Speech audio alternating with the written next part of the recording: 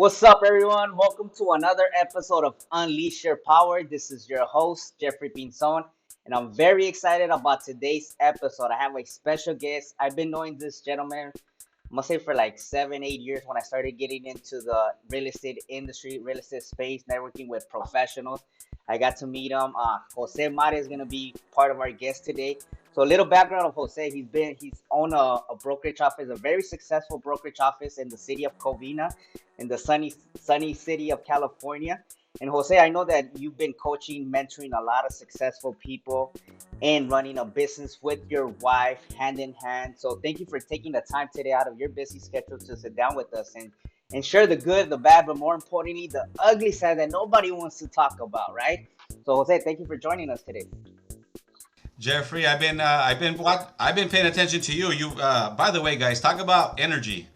Jeffrey equals energy, contagious, and he's very contagious. I want to do jumping jacks Let's right now. go, yeah. So I'm excited. I'm excited to be here. Thank you for that intro.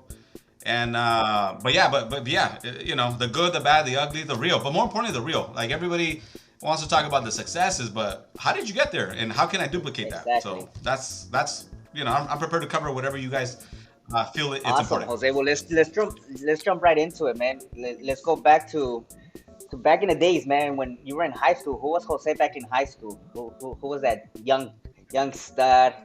What was he up to? Tell us a little bit about how your upbringing, how you grew Sure. up and everything.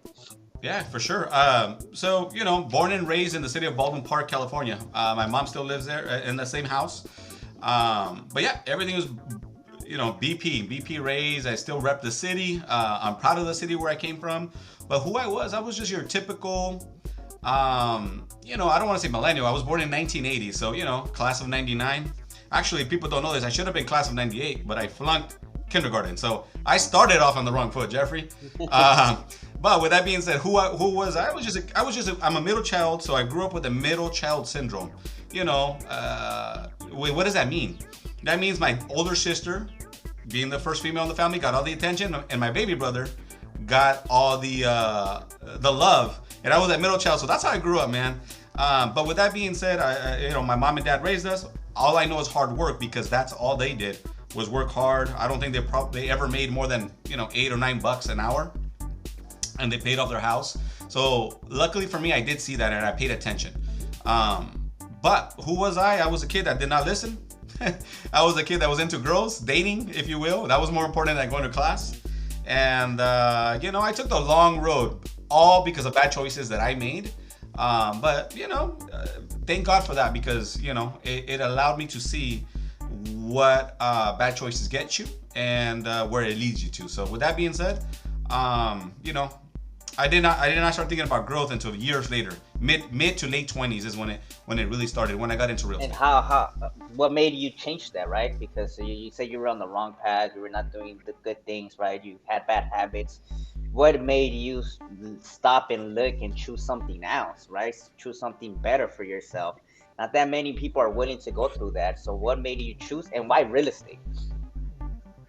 Yeah. So and I don't know, like other people's stories. I knew nobody in real estate when I walked into this. I walked into an office and I said, "Hey, are you guys hiring?" I didn't know a loan officer. I didn't know a realtor. I didn't know an assistant agent. I didn't know anybody in the business. All I knew is that I got laid off where the company where I was at, a mortgage company. I was a runner. I was like making copies for the secondary market. So making copies of HUDs and paperwork and sending it off.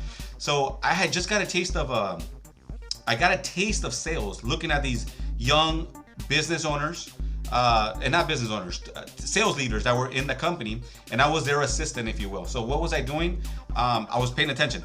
They were all graduates of USC Business School. I don't know what it's called, but the USC Business School. They were all graduates, and it's like they all came out together. I was the older one. They were the younger one, and I'm like, man, these kids are 3-4 years younger than me, and I'm like busting my ass to be their runner and this. But I paid attention. And I started asking, why not me? I like the way they talk. I like the way they communicate. I like the way they dress. How come I can't do that, right? And I think that's a question that I feel is powerful. Why not me? And I started asking it at a time when I wasn't disconnected. I wasn't this engaging. I wasn't this. I didn't know shit about real estate, but I knew that, man, these guys are successful. How come I can't be successful like that? You can. I just had to take a longer road outside of USC business school, you know? So, um, what led me to real estate? I used to watch, I'm sure you've heard of the show, Flip This House on E&E. A&E. Yes, A&E. yes. Yes? Okay. So the developer of that show, a lot of people don't know this. Nobody cares about this. I care about this. I pay attention to everything. And I don't know, you're going to be hearing, I pay attention. I pay attention. Like, people give out $1 million game out there. Maybe they're not saying it to you, but if you listen and you watch and you pay attention and you ask, why not me?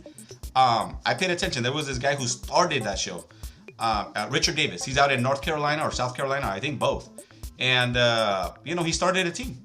And, you saw I saw his first episode, and I saw the episode where they kicked him off A&E. He developed the show. He ended up suing them. But long story short, and he won money for creating that show. And this guy is like next level flipper, team builder, husband and wife team, all this stuff that you see me. Where do you think those ideas came from? When I was sitting at home, laid off, or at the end of the mortgage crash 2007, 2008, I was like, man, I want to do what this guy's doing.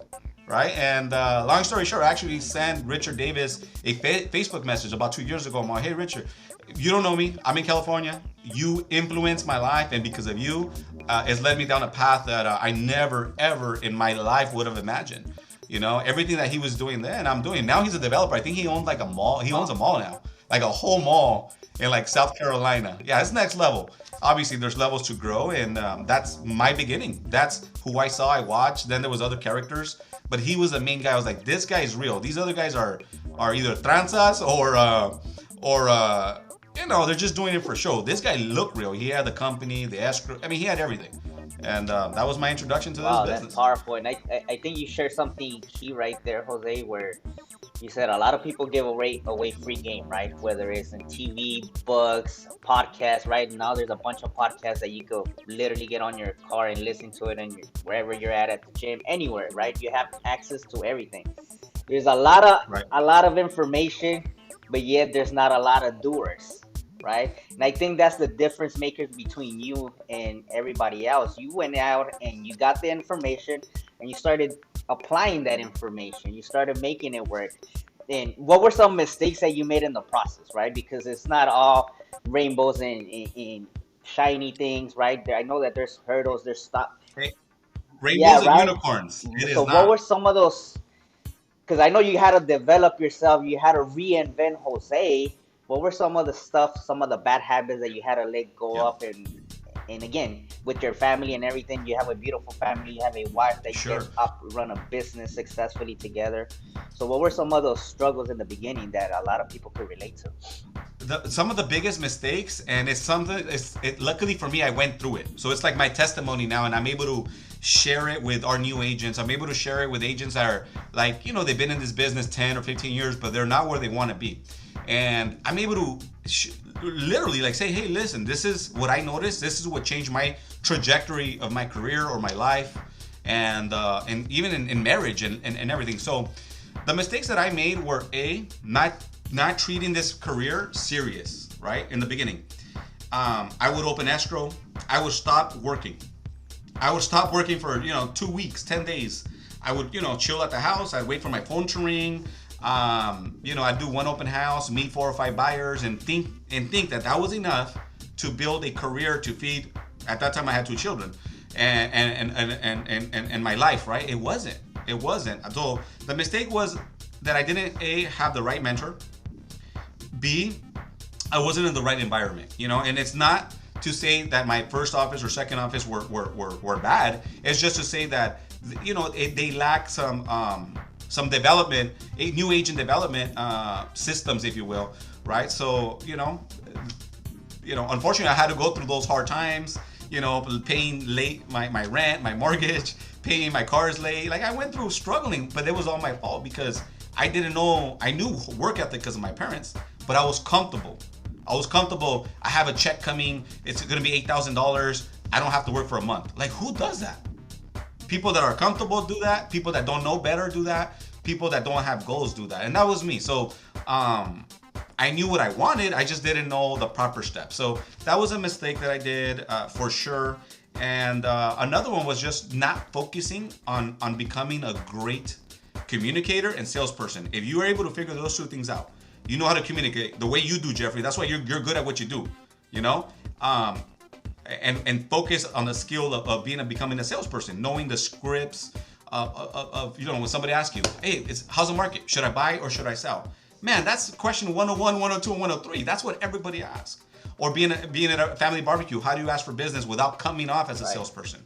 So it's communication, learning a real communication skill, and sales skills. Those kids that I watched, and I call them kids, but they were my bosses from USC. That's what they were great at. They were skilled, like in getting what they wanted and how they presented it. I just didn't realize that 2 years later. I'm like, how did they bully me into becoming their assistant? They didn't bully me. They finessed me, right? And they did well. And some of those guys are still doing amazing. I still keep up with them. They're in all avenues of big businesses, all of them. Only one of them is still in the mortgage business. His dad actually was the athletic director for USC. So he's a big name. He comes from a background of mortgage and business and just business, right? I didn't. We had to start from the real bottom. Like I didn't know what mortgage or real estate were. I didn't even know how to say real estate in Spanish. The first time I heard it, I'm like, that sounds wrong. That's weird. Bienes y raíces. I'm like, that shit sounds wrong. But it's what it is. You know? That's crazy, man. So you touched on a lot of good things right there.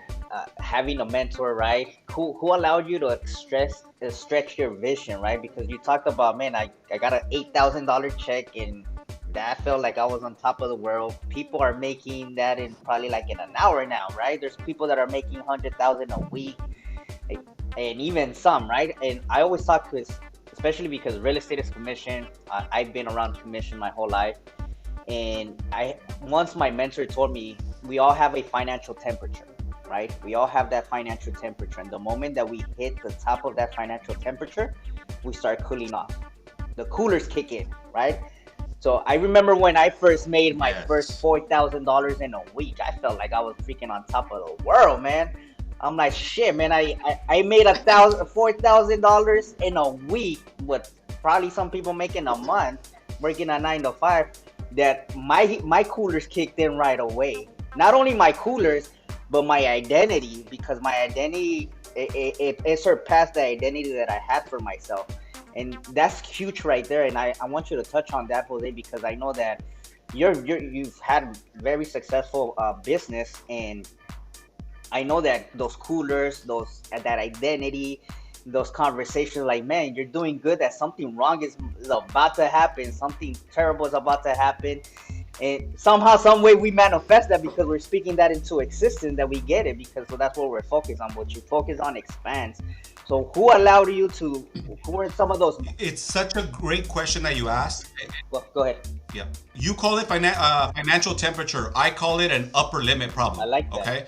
So I read, I wish I could remember the book right now. We just did it as a book club with Office, but I'm reading upper limit problem. So we all have it, or we struggle with it. The way you grew up, the way you saw, the financial struggles. Like I shared in the beginning intro, my parents probably never made over $12. I've never actually asked them the question, but they struggled to put food on the table, but they did. Like I didn't know that we were poor. I didn't know that we were struggling because I never felt that.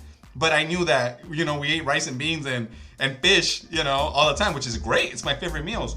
But the upper limit problem was that I didn't think that I was worth $10,000 income a month. I didn't think or believe that I was worth $20,000 income. I thought that was like, man, if I ever can make 10 grand a month, I made it. I'm done. I'm like rich, like Bill Gates rich. That's what I thought, right? And I see that in some of the newer people that walk into our industry, our office, loan officers. So that's an upper limit problem. It's not because they've never been exposed to something different. So when I was exposed to two great mentors, that's what opened up my eyes. One, you've interviewed. I went and I worked out of for his office about 7 or 8 months. Only reason I went there, it was in Pico Rivera, was because me and my wife now, Vanessa, we had split up. And I was trying to get out of my San Gabriel Valley area. I was trying to get out of here. I didn't want to see her. open houses. I didn't want to run into her. I didn't want to like be driving in the middle of the day and see her and start crying and bawling like a little girl, right? So I went to Rivera. Like, I'm a man. I'm gonna get the fuck out of the area. I'm gonna go, right? So I did, and that's where I discovered two things. I discovered with Joe Villascusa's office. One, that guy was skilled communicator and knew his product, real estate. I was like, okay, I'm not this guy. There's no way. But you know what? I can learn it. And I was there every morning at 8:30 in the morning for his role play classes. Every morning, 5 days a week, 4 days a week, and then Friday sales meeting. Role play 8:30 to 9:15, roughly right around there, and then get on the phones. Second thing I discovered was two top producers, because they would have a TV screen and they would have like a, I don't know what you call it, but like on a loop. He'll have their like the top 10 agents on a loop on the TV. And the number one guy was a Hispanic name, and the number two guy was a Hispanic name. One was Hernandez, one was Sanchez. They're still in the they're both still in the business. They're friends of mine.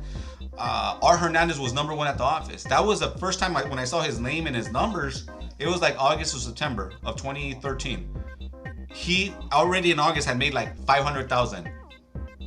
I didn't think that was possible until that day, my first day there.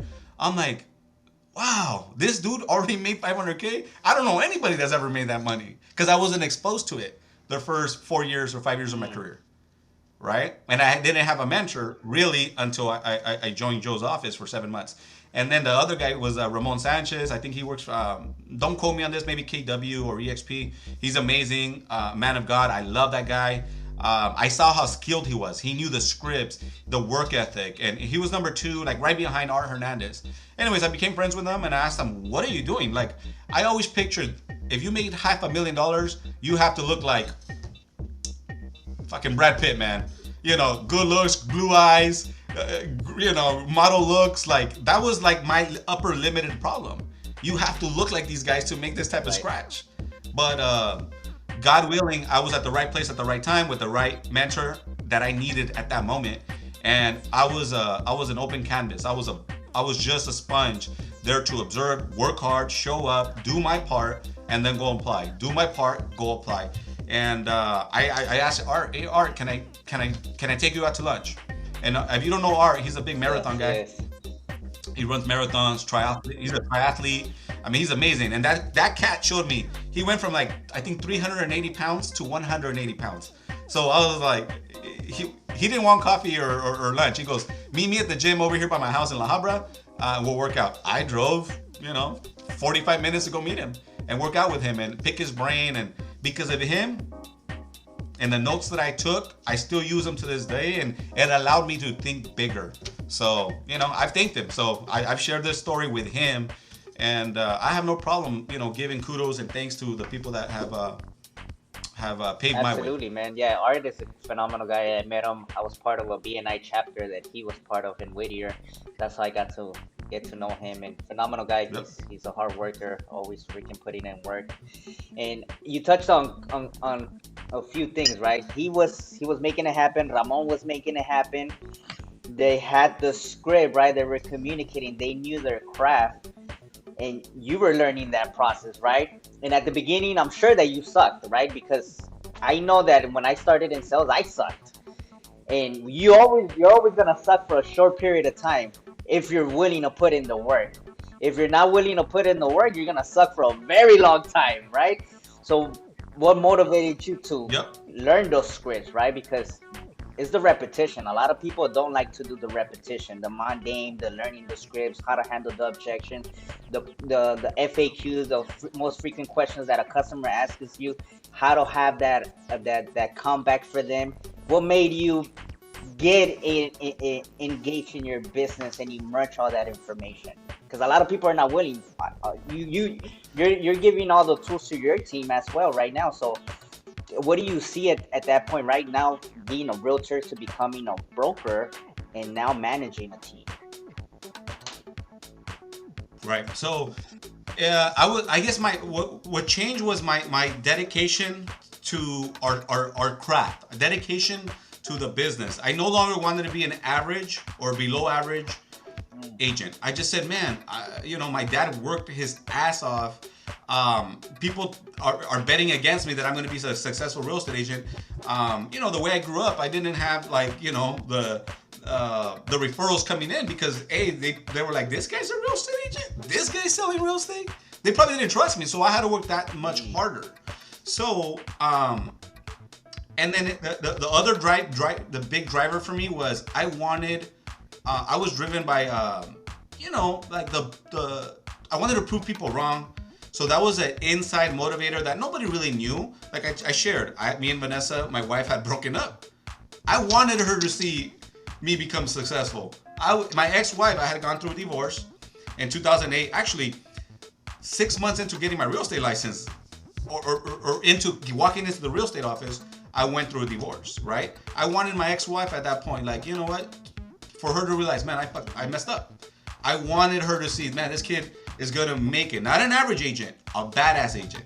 And I was committed more than ever to step up my game. I was willing to take the challenge. I was willing to bet on me to change my stars, right? And was it easy? No. I made a fool of myself a lot of times, showing up, thinking that I was, bigger and ready to role play, and I had mud in my face a lot. But guess what? That's what made me good. Now, that's what made me able to communicate now to our new agents, our seasoned agents, our team leaders. We have people here that work with us, that sell 40, 50 houses. We can communicate because we've been there. I've been there, and I'm not somebody that inherited something. I'm not somebody that just came from money and built it. I've been through every level and step and every dirt road to get here, right? So, so I was driven. I did not want to be average. And I was willing to take a chance on me, because if not me, who's gonna take a chance? Who's gonna believe me? If not you, who, right? You touched on right there. You gotta be willing, right? You gotta be committed. I just started watching this new episodes of the Lakers. It's called Winning. It's on HBO. You gotta watch it, man. Freaking phenomenal. They share the story. I heard it. You gotta watch it because they share how Jerry Buss freaking grew. He saved the NBA. Him and the Celtics literally saved the NBA. And one of the things, there's a scene where he's head to head with the coach of the Celtics, and the Celtics telling him, like, dude, let me buy you out because you're not gonna be successful. Like, you're not gonna be successful. And that fired his ass up. Like, and I know you're part of Patrick's training, and we're gonna touch on that right now. He created his damn enemy at that moment. Sure. He's like, I'm gonna freaking go after your ass. And he got it. He got on top of everybody, on top of a table. He got everybody together. He's like, look, from this point forward, we're fucking winning. We're winning no matter what. This team is gonna win no matter what. We're gonna have to figure it out, and that's what it takes, right? You gotta be willing to go all in, right? Not have one foot in and one foot out. And that's the difference between people.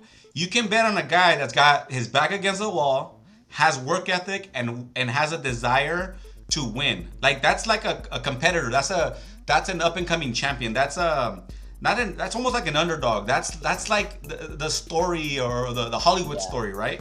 But for me, I bet on those guys when they're all in. They don't have a plan B. That shit I love. I absolutely like it because I can relate to that. I feel it.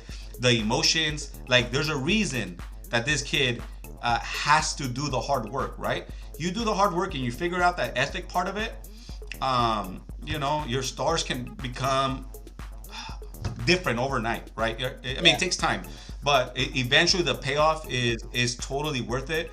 And I've been there, so I call it my marker, my next marker. I've always created these self-imposed. Where do I want to reach? Once I reach this, what's next? And it's not that I'm not satisfied or content. It's like I'm developing. I'm 41. I believe that the best is still yet to come, and I believe that I'm going to become a better leader. So my markers are always changing and developing. I'll share something behind me. Last year, small office, 30 agents that closed a sale. Whether they sold one house or they sold, our top agent, I think, sold 40 houses or 45 houses. So everything in between, 30 people that sold either 1 to 45 houses. We sold 325 last year, right? This year, that was our best year ever. This year, our goal, oh man, you can't see it. Anyways, it's a 600. That's my vision board right behind me. That's my vision board. We're driven, we're committed. I mean, we could take the foot off the gas pedal, but we're trying to double that from 325 to 600, right? And we're not comfortable. We have to become community leaders here. My company, our team leaders, our office leaders have to become community leaders and create next level businesses, not for me, but for them, for themselves and their So families. let's touch on that, Jose, because it's one thing being a solopreneur, right? Just being you, making your own sales, you and your wife running your own team. But now you have people that are counting on you, that are not only counting on your leadership, but on your guidance, on your vision at the same time. How has that impacted your life? Because it's totally different. Like me, myself, I just started building a team. I've always been a solopreneur. The last year and a half, I transitioned into now being a leader and creating a better opportunity for other people. And I'm gonna tell you, man, it hasn't been easy for me because there's sometimes where I could get frustrated. I'm like, man, I could just go out there and freaking kill it myself and not have to worry about it managing anybody and I'll make a killing. But then again, it's like you gotta, if you wanna, I wanna build a business. I just don't wanna build myself. I wanna build people around me. How has that helped you out? Because has it been challenging? What are some challenges that you encounter in the process from being a solopreneur to now leading people? Yeah, without a doubt. And I don't know where the transition exactly happened. When we opened our independent office, it was under the Excellence brand, Excellence Vision. And when we opened it, we just did, we basically got laid off or fired from our, not fired, the brokers changed hands. And we didn't want to follow the leader that bought it. So me and Vanessa said, we're going to go out. We sat down and interviewed with Remax Masters down the street here. They're an amazing office, but the vibe was off. I interviewed with the old Intero office. I think you've interviewed or you're a big fan of Danny Morale. We went and interviewed with him. The vibe was off. We did not join them. And we interviewed with somebody else. Going back to your enemies, I was not recruited by KW here in Covina. They had opened like in 2013, 14. They recruited everybody in my old office. Even the girl that sat behind me, I'm not gonna say her name, I'm still friends with her. She closed 2 sales that year. They recruited her, but they didn't recruit me. I'm like, what am I, chopped liver? What's happening here? So when it was time to move offices, had they recruited me, I would have been there. I would be running KW right now, Covina, for them. But they didn't. So that's the reason I ended up with Excellence. Mike has a great system. I reached out to him on Facebook. I had never talked to him or knew him really. I knew him for like 3 months on Facebook, and the rest is history. And we started this company with our last like 12 grand. We went all in. 4 months later, Vanessa was thinking about divorcing me because we hadn't closed the sale. I told her, baby, I don't think we're gonna have a Christmas this year. Don't buy gifts. We don't have a lot of money. I get choked up when I tell that story, but it was a tough time. But we believed that we can do it. We opened up the office for just me, her, and 2 agents that came over. Manny, who's still with me. I'm actually drinking his water cup right here. Manny, the agent, and somebody else. And we started from scratch. It was never to build. It was just our little office, our little team. But with time, you develop, you meet people, you get mentorship, you join organizations. I think that's where we met through an RP event. And before you know it, it's like you start paying attention. Again, going back to what's happening around you. Maybe no one's like telling you, hey, Jose, you should become a leader. Hey, Jose, become a real broker, office owner. No one's telling you that, but I'm paying attention. I'm listening, I'm taking notes, and then I'm revisiting my notes and then taking action. And that's where it happened. It just happened by itself, subtly, and a desire to leave our imprint in this business or in our community. I may not go nationwide. I may not go past California. I don't think that's a plan, but why not be the best possible brokerage and team in the San Gabriel Valley here and then Southern California, right? Why not? What do you have to lose by creating people just like you? Leadership team. We have a leadership team council that we meet and we try to develop, and that's the goal, man. To duplicate what we're doing so they could duplicate it with their team members and continue to grow and develop at a different level. That's huge right there. So what are you what are you doing to develop, right? Because there's different personalities in your office, right? Not everybody's the same personality as you. Everybody has different personality. Everybody has different needs, different wants. Everybody has different problems that are coming to you, right? So how do you manage that? Absolutely. Yeah. So this is a conversation that I had with my coach. We first of all, you have to know now that we have like 65 agents, you have to understand, and this is one of the problems that a lot of big agencies, big brokerages, or bigger brokerages have. They stop just because you have top talent or you have a good leader or you know a good salesperson, a good little team underneath you. The brokers, the team leaders, they stop selling their vision, their dream. They stop engaging with them. They already have them. They're already happy. So part of my goal is now is always to be re-recruiting our top agents, and not just our top agents, re-recruiting everybody. You know, I reach out to our team that's engaged, that's part of it, that I know that I could talk to them in a deeper level, and I reach out to them and I'll tell them, hey, you know, tell me about your real goals. Tell me about your family goals. Tell me what you're lacking. Tell me how I can help you. And you know, in my head, it might be a 10-minute call that I'm calling, you know, Jeffrey agent, and it turns out to be a 45-minute, 1 hour conversation. Now, can I do that every day? No, but I do it throughout the month, and I do that privately. It's not for it's not for Instagram. It's not for social media. It's between me and them. So somebody asked me, Jeffrey, why should I join your office? Or me, Jose, why should I join your office? Right? My answer is very simple. I care more. I'm gonna be there, good times and bad, and I never stop re-recruiting you because you have options. And that's the bottom line. When you know that your team and your staff have options, you got to do the right thing by them, right? Whatever that is, whether it's compensation, comp plans, bonuses, whether it's meeting their needs at their level, what they need, what they require, and you know, it's important. So say How that do over you again. manage time, right? Because you have a lot of people that are gonna meet your time, and that 15-minute conversation turns into an hour before you know it. Like you get off that phone call, you're trying to talk to another person, that turns into another hour. So how do you Sure. manage time and dealing with with your team? Who gets the most time for it from you? Great question, Jeff. Great question. So I'm gonna share my calendar. You won't be able to see it, but this is our March calendar.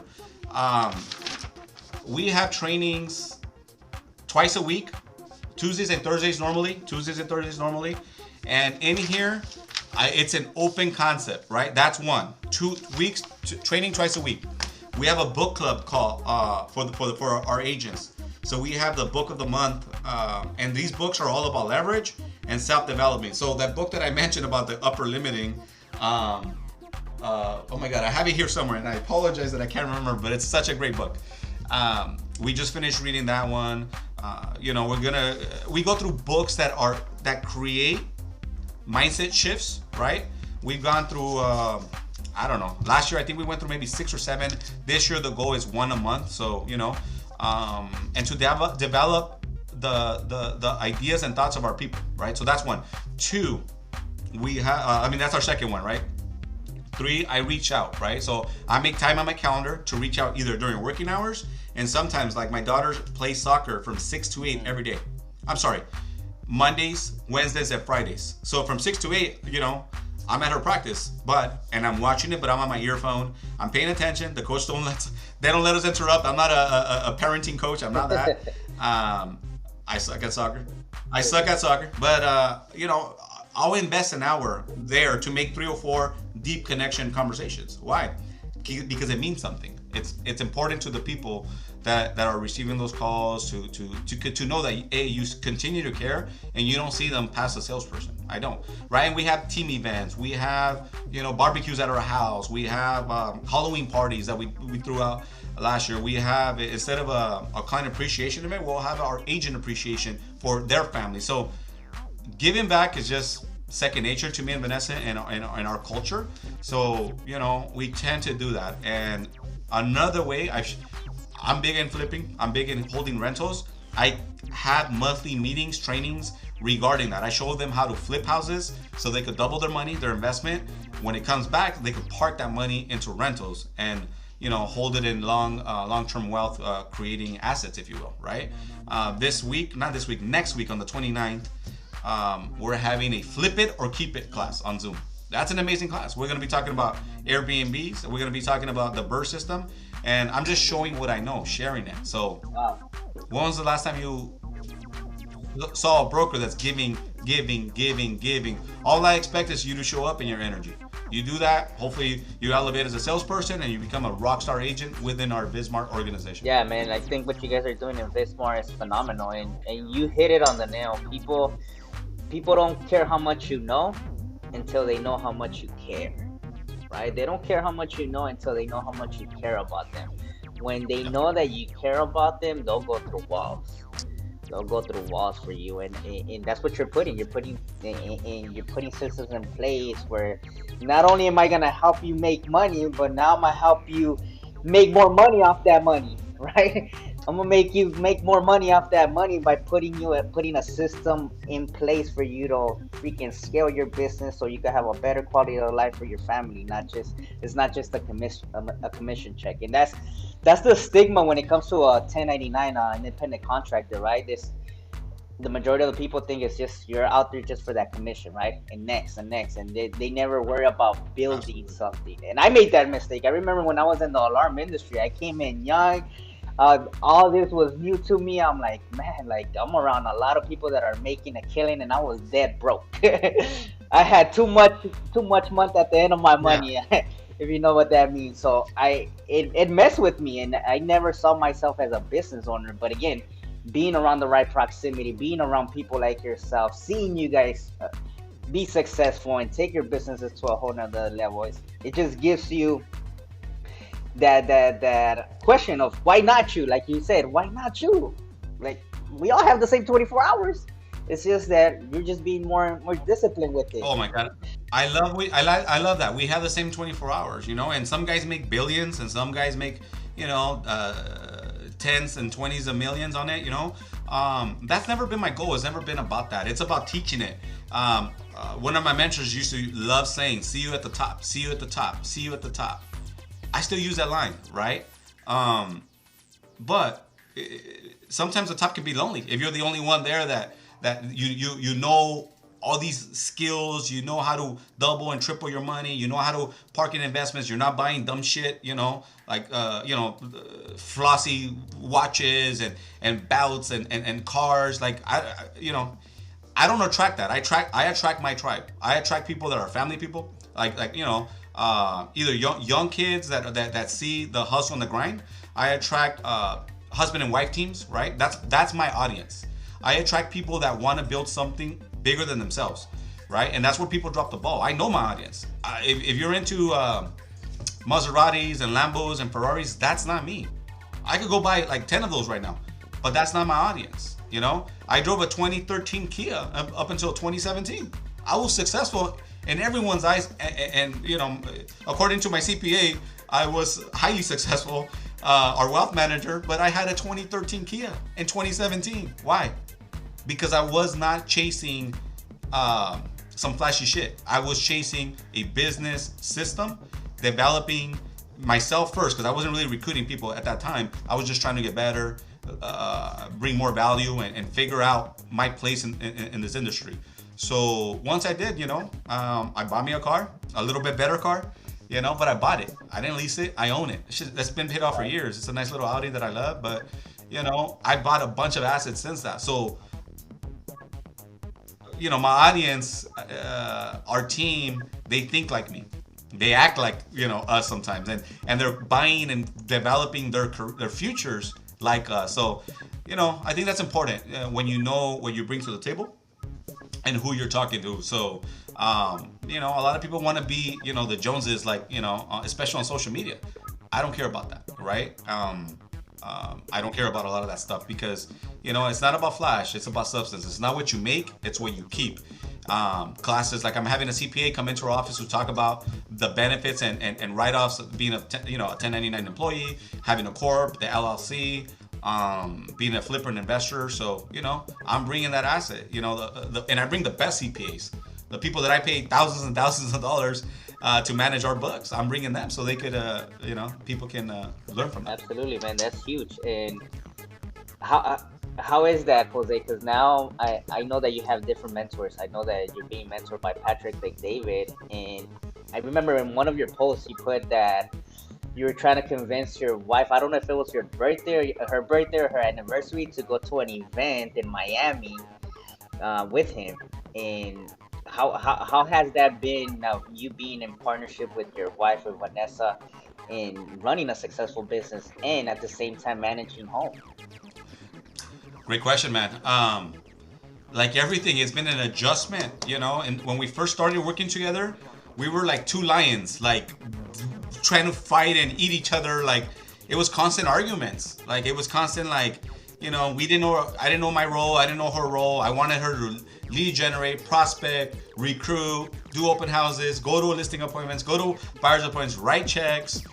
I wanted her to do everything, and I thought that you know it was basically they're just saying there was too many chiefs in our office, me and her. It was me and her, and it was two chiefs arguing and fighting. And the minute we kind of figured that out, we would go to like you know husband and wives seminars, and we look up to you know a few of the top team leaders in our area, from Whittier to Diamond Bar to Ontario, and just everything in between. We would, you know, if they'd have a seminar, if they'd have a speaking engagement, we would try to get there and just pay attention to see what was working, you know, who did what. And we realized, like, hey, my wife's top skill, matter of fact, she's a great salesperson, don't get me wrong, but she always felt like I'm a great lead generator, prospector, relationship builder, which she is, right? But she took a back seat to me, if you will, to manage the businesses and the corporation and kind of to build out the infrastructure that we needed. Because you can be a great salesperson, but no one's leading the damn ship, you know? Or a good systemized setup running your ship. Your business is gonna go to hell. You're gonna waste money, blow money, and those were you know trial and error. Trial and error. We really did realize our strengths. It took a couple of years though, Jeffrey. It probably wasn't until like 2016 that we figured it out. Like okay, 2 years. So we burned a year and a half, you know, making mistakes, arguing, fighting, you know. So you know that's a regret. But I'm grateful that we learned those lessons because guess what? Guess who gets to learn from that now? Your team. Anybody that joins us as a husband and wife team, hey, I want to bring my daughter in. Like, hey, okay, you know, we know what to bullet point, how to cover that conversation to make sure they develop at the highest level. I love that. That's beautiful, man, because it's true, man. You need to have both, right? And you can't have two chiefs. There's a saying in Spanish donde dice, donde manda capitán, no manda marinero, right? It's either or. It's I either like or, right? either So or. yeah. So with that said, I have a couple last questions for you, Jose. If you could change Yeah. one thing right now from everything that you've experienced in the last, say, 10, 15 years, what would that be? Would it be or habits or relationships? What would you change to get there faster? Like if you're talking to one of your agents, right? Okay. Yeah. Great question. I think for sure. Um, Listen, my experiences have really helped me become the person that I am. So you know, I don't know if I'd change much because I wouldn't appreciate the stuff that I appreciate. I wouldn't come off and be able to say, you know, I'm not chasing all this flash. I'm chasing assets. Like I wouldn't be able to appreciate the stuff that I do without the trials and tribulations and the divorce and therapy and coaches that I've been through, right? But if there's advice, I would wish I would change realizing the importance of having the right mentor to me is key. And when I mean the right mentor is somebody that's doing what you want to do, but more importantly, the same values as you. You get me? So I wish that you know in 2008, 9, or 10, I would have listened to my wife, and she wasn't my wife at that point, but I would have listened to Vanessa in 2009 or 10. Hey, you should join coaching. Like the best agents, they're skilled, they know what to say, you know, they have a good presentation of themselves. I had neither of those two or three things. I didn't because I had an ego and I'm like, I could go to a listing appointment in shorts and sandals. Like that was me, dude. Right? If I had the right mentor, hey, baboso, don't do this. Like you gotta dress up, look the part, be ready to rock and roll. Um, but having the right mentor, I think, would have been key. And and two, for me, it would have definitely been um, taking my career serious from the jump, seeing it as an opportunity to develop outside of my comfort zone, outside of what I know. So taking it serious from day one and having the right mentor to lead me and guide me and avoid shortcuts, avoid the long route that I took. Couple last questions. If you were if you had to choose respect or loyalty, what would you pick? Loyalty. Loyalty. Love it. Awesome. And then, what's your favorite music, Jose? Woo. Can you see my custom painting here in the back? Let me see. I see Jiggle, man. Right I there, see buddy. Jiggle. That's Jay-Z. Ho. Right.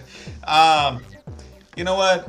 I love everything, bro. Honestly, like if you listen to my playlist at the gym, you would hear, like yesterday I was bumping Madonna. I was bumping what the hell's her name? Beyonce, Lady Gaga. I was playing Lady Gaga yesterday at the gym. So I like everything. Sometimes I have lowrider music, right? I love Frank Sinatra, right? But Nice. Jay-Z, as to me, is at a different level on the business mindset, the business that he's developed and grown. Like he owns. A lot of people think he's a billionaire because of his music. He's not. He's a billionaire because of his investments in a lot of products from like Twitter type of things, Uber, Yeah. alcoholic beverages, and everything in between. Tidal, Tidal. It's called Tidal. A music streaming thing, Rock Nation. Like he manages artists. He manages, Mariah Carey at a certain point, Rihanna, like the biggest artists. Like who does Yeah. that? People that think bigger. People that Yeah. think bigger. Absolutely. Yeah. There's a song. One of my favorite songs. It's called "First Song" from him. That he says, "Treat your first like your last, and your last like your first." That's so That's like your powerful, man. first. Yeah. Yeah. It's like you gotta By the treat way, your that first. album, where that album came from, that album, the- absolutely. So that album, the Black Album, that book is like, we're us business leaders or entrepreneurs. We're all trying to read, winning and all these great books, right? We're all reading all these self motivation books and Tony Robbins. Listen to the Black Album. Listen to the Black Album. The lyrics, the fire, the free game that you get, the entrepreneur spirit of everything in it. It's a game changer. People maybe just listen for the beats or the music. I listen to the real intent of that song. You listen to it, so I know what you're saying. Yeah, facts, big facts, man. It's like it's completely you're listening from a different perspective because you want to Big get facts. something. No, it goes back to my very first point, Jeffrey. I pay attention at a different. I don't want to say at a different level.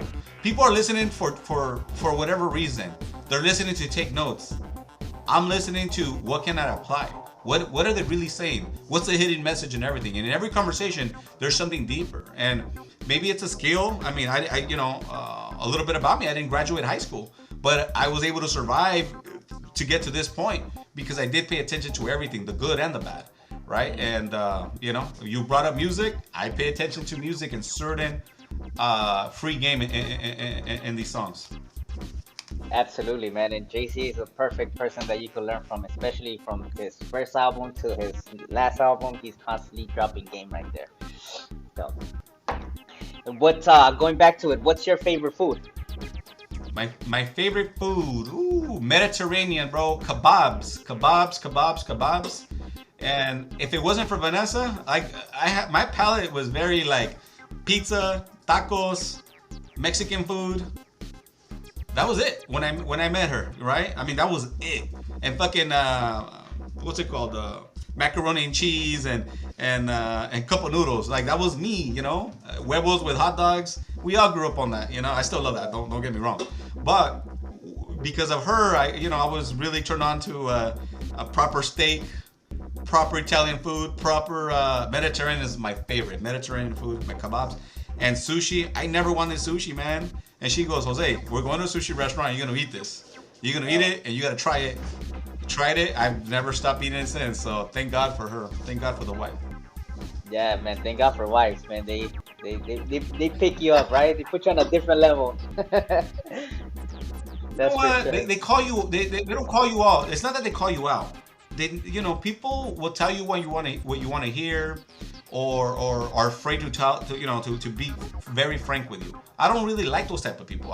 If you're my friend, help me get better. If you're my buddy, if you're my spouse, like, make me better. The goal is to develop the best version of ourselves. So, like, me and her, we're at the best place we've ever been. And it's got nothing to do with our team, our office. I mean, we're more stressed than ever. Like, I don't know if you can tell, bro. I'm 41. There's a lot of gray. There's a lot of gray going on in here, right? But right, exactly. But a relationship with me and my wife, Vanessa, best ever, because the way we communicate, the things that are important to her, important to me. I can say things that, I don't think other husbands and spouses, like, we're an open book with everything. There's no, we're an open book. So I'm very happy and proud of that. And when you get to that level, it's kind of like life is good. Life is good because you're enjoying your relationship with somebody that means something to you, and you can be open about your feelings, emotions, the good and the bad, right? And everything in between. If you could only, think and imagine, that's deep when you have that type of relationship. So, it's therapy. Many hours that we both have invested in. Family therapy and marriage therapy, but you know what? It was for a reason, because we wanted to get to this point. Absolutely, man. And you touched it, right? Because sometimes our itchy ears want to hear the good stuff, right? Hear the, like, when people are telling you how it might be, but you wanna know how it is raw and direct. And I think that's one of the things that having a spouse allows you to give you that raw feedback. And again, the people, the proximity, the people that you have around, you gotta have the people that are calling you out on your bullshit, because or else that bullshit will sooner or later start Right. smelling, right?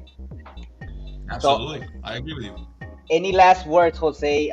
What is your vision for these next 5 years on with your company, Vismar? What is your intentions with it? All right. So great question, Jeffrey. And to be very honest with you, this is what it is. So when we left our old brand Excellence and branched out and became independent, our own, Vismar Real Estate, was very simple. It was to grow 7 satellite offices here in Southern California, right? And we have the 5 right now, so there's still 2 more to go.